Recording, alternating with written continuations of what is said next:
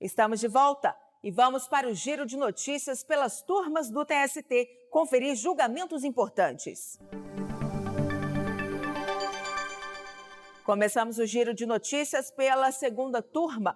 Uma ajudante-geral conseguiu autorização na Justiça para usar o Sistema de Investigação de Movimentações Bancárias, o SIMBA, para pesquisar patrimônio de restaurante em que trabalhava. Após diversas tentativas de localizar bens do restaurante e dos sócios, a ajudante-geral pediu na Justiça o uso do Sistema de Investigação de Movimentações Bancárias. Em primeiro grau, a solicitação foi negada. A empregada recorreu e o Tribunal Regional do Trabalho da 2ª Região, na capital paulista, manteve a decisão. Por causa de uma possível quebra de sigilo bancário, o regulamento interno do TRT só permite a utilização do sistema quando for constatado, durante um inquérito ou processo judicial, ilícito grave, tipificado como crime ou como crime de responsabilidade. Para o TRT, o não pagamento das parcelas devidas e a não localização de bens passíveis de penhora, por si só, não caracterizam o ilícito previsto na Lei Complementar número 105 de 2001, que fala sobre o sigilo das operações de instituições financeiras. O caso, então, chegou ao TST e a relatora na segunda turma, ministra Adelaide Miranda Arantes, teve outro entendimento. A ministra observou que o SIMBA é um sistema tecnológico e que o Conselho Superior da Justiça do Trabalho permite que os juízes busquem o patrimônio dos devedores para dar efetividade ao cumprimento das execuções de sentença.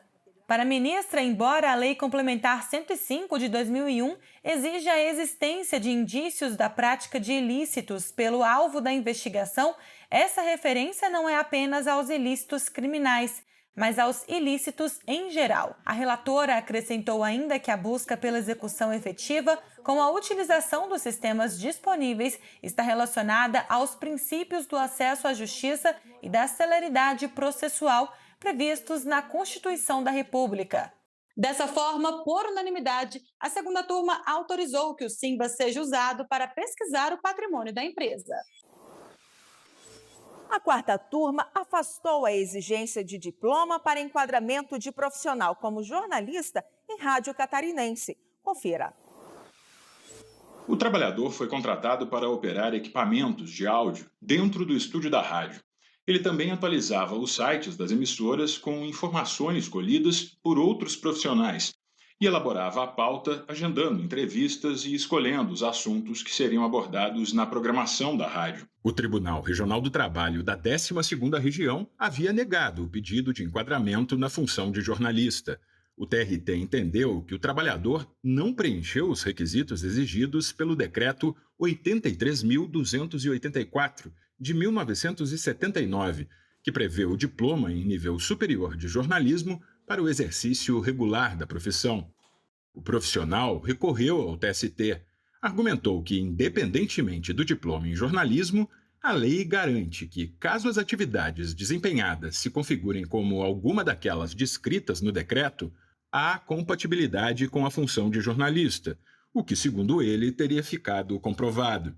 O relator do processo na quarta turma do TST, ministro Alexandre Ramos, esclareceu que entre os requisitos necessários ao exercício da profissão de jornalista consta o diploma de curso de nível superior de jornalismo ou de comunicação social, mas que em processo julgado em 2009, o Supremo Tribunal Federal concluiu ser incompatível com a ordem constitucional a exigência do diploma de curso superior de jornalismo como requisito para o exercício da profissão. Segundo o relator, ao não enquadrar o empregado na profissão de jornalista, o Tribunal Regional decidiu a matéria de forma contrária à jurisprudência do STF e do TST. A quarta turma decidiu que o processo deve retornar ao Tribunal Regional para a análise do enquadramento do empregado, inclusive em relação ao pedido de acúmulo de função de operador de áudio com o de jornalista. A contratação de uma merendeira pela Caixa Escolar sem a realização de concurso público foi considerada nula pela oitava turma. Veja na reportagem. O juízo de primeiro grau declarou a nulidade do contrato de emprego e julgou improcedente a ação apresentada pela profissional para receber créditos trabalhistas. Porém, o Tribunal Regional do Trabalho da 8ª Região que abrange os estados do Pará e do Amapá, validou a contratação. De acordo com o TRT, embora a Caixa Escolar seja pessoa jurídica criada pelo Estado, não integra a administração pública direta ou indireta, e por isso haveria liberdade para admitir empregados sem concurso. O caso chegou ao Tribunal Superior do Trabalho. A relatora na 8ª turma, ministra Dora Maria da Costa, avaliou que a contratação indireta de pessoal por pessoa jurídica de direito privado, ainda que por meio de contrato de gestão, configura procedimento contrário a preceito constitucional. O inciso 2 do artigo 37 da Constituição Federal afirma que a investidura no cargo ou emprego público depende de aprovação prévia em concurso público de provas ou de provas e títulos, ressalvadas as nomeações para cargo em comissão, declarado em lei de livre nomeação e exoneração. E o parágrafo 2º do mesmo artigo determina que a não observância do disposto nos incisos 2 e 3 implicará a nulidade do ato e a punição da autoridade responsável nos termos da lei.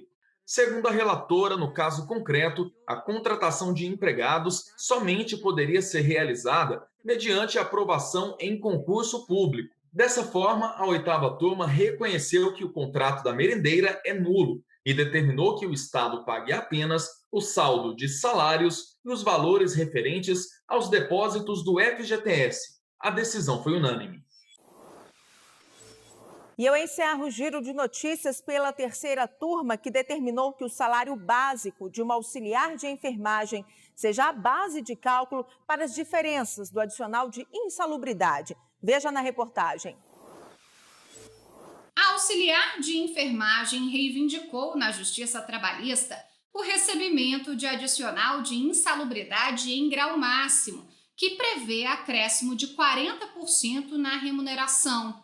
Ela alegou estar exposta ao contágio de diversas doenças ao longo do expediente, o que superaria o risco de grau médio em que a trabalhadora foi inicialmente enquadrada. Com base em provas periciais, a Vara do Trabalho de Propriá, em Sergipe, aceitou o pedido. De acordo com a sentença, o cálculo do adicional deveria ser feito a partir do salário base, como era feito pela empresa desde a contratação da auxiliar. O caso chegou ao Tribunal Regional do Trabalho da 20ª Região após recurso da Fundação Hospitalar de Saúde de Sergipe. A entidade alegou que, por jurisprudência firmada no Supremo Tribunal Federal, a conta deveria ser feita considerando o valor do salário mínimo, em vez do salário base da profissional. O regional aceitou a tese e determinou a mudança da base de cálculo. A decisão levou a auxiliar de enfermagem a apresentar recurso no Tribunal Superior do Trabalho. O ministro Maurício Godinho Delgado, relator do caso na 3ª turma, reconheceu que, na ausência de lei específica que regule a base de cálculo da parcela, o parâmetro, em geral, deve respeitar a CLT.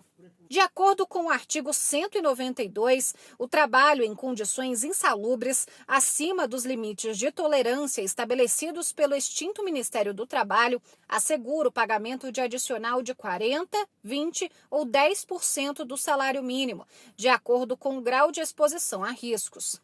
Apesar disso, o ministro entendeu que a situação da auxiliar de enfermagem precisa ser vista de uma perspectiva diferente. Como a Fundação Hospitalar já pagava todos os adicionais, levando em consideração o salário base da empregada, a mudança implicaria alteração contratual abusiva, como também está previsto na CLT. O artigo 468 diz que só é lícita a alteração de contratos individuais de trabalho se não houver prejuízo ao empregado, sob pena de nulidade da cláusula infringente desta garantia. Todos os ministros da 3ª turma acompanharam o voto do relator. Assim, ficou definido que o salário base da auxiliar de enfermagem será considerado para o cálculo do pagamento das diferenças do adicional de insalubridade. Para conferir esses e outros julgamentos importantes, confira o canal do TST no YouTube. As sessões são transmitidas ao vivo e depois ficam disponíveis no canal para você acompanhar quando quiser. Acesse youtube.com/TST.